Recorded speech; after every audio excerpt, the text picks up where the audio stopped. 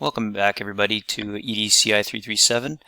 Hopefully your first week went well. Looking at the second week moving forward, getting into a little bit of theory and hopefully meeting with your pods and putting up your first blog post as well. So a busy week, but first let's have a look at what topics we're going to be looking at. As we look at the major topic, what is multimedia and interactive learning, is again an introduction. To some of you may have had experience with this topic in the past, so it may be a bit of a refresher. But very important information for this is really the sense that we're going to be basing our work on, and something that we'll be returning to many times over. Also, a real introduction to Richard E. Mayer, the author of one of the texts that we're looking at. Again, as you most likely saw within the syllabus, there's no text required, but we do have links to the Meyer text that is available through UVic for you to look at, and that is one of our readings this week, looking more deeply at Meyer's introduction to, as it says here, Chapter 1. And again, this is available on the Social Spaces page, and you should be able to navigate through the UVic library for that. Quickly going through some of the primary principles as well. These again are going to become very familiar with the time here with what we work on in 337. And also these tools for learning. Now, by all means, take a look at this. This is a very vast list of the 300 top learning tools ranked by this UK Center for Learning and Performance Technologies. So again, a place to maybe bookmark and have a look back at throughout your career as something that you will most likely be able returning to. And if for nothing else, this course is definitely using a lot of the tools that are on that list, but it's a place to look at and familiarize yourself with some of those tools.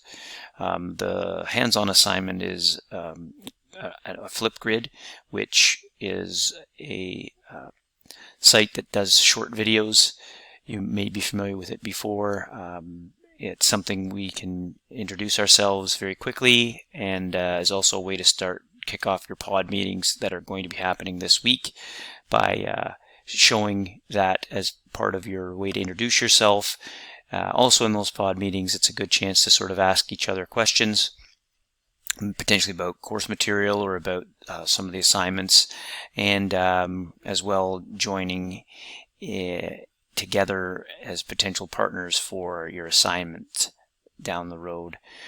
Also a part of the pod meetings is, of course, the commenting on each other's blog. So I ask that you make sure that you've got your blog post ready. Then you meet, and you then send a comment to at least one person in that blog, in that pod. So let's take a look at what we've got for our task lists. Of course, that's read, watch, and click the content. So again, we're getting used to this format, but as this is an online-only course, I make these sort of broad pages that has the vast majority of content in there. It's just a matter of following through, clicking on those links, watching those videos, reading those readings if they are ones that I've mentioned.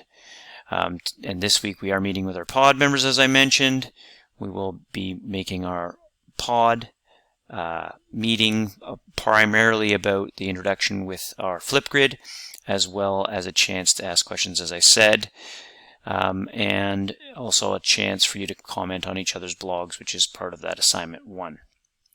So here's a little review of what makes a good blog post for those of you that are not familiar with blogging or what the different things may be. Remember, they don't need to be very lengthy. They just simply summarize either something that you've found interesting within the course already, or as I give here, these weekly prompts.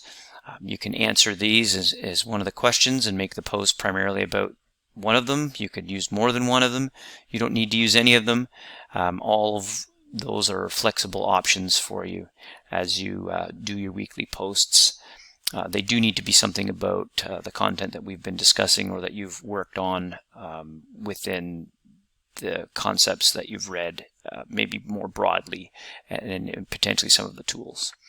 Okay, so all the best. Have a good week, and we will see you again next week.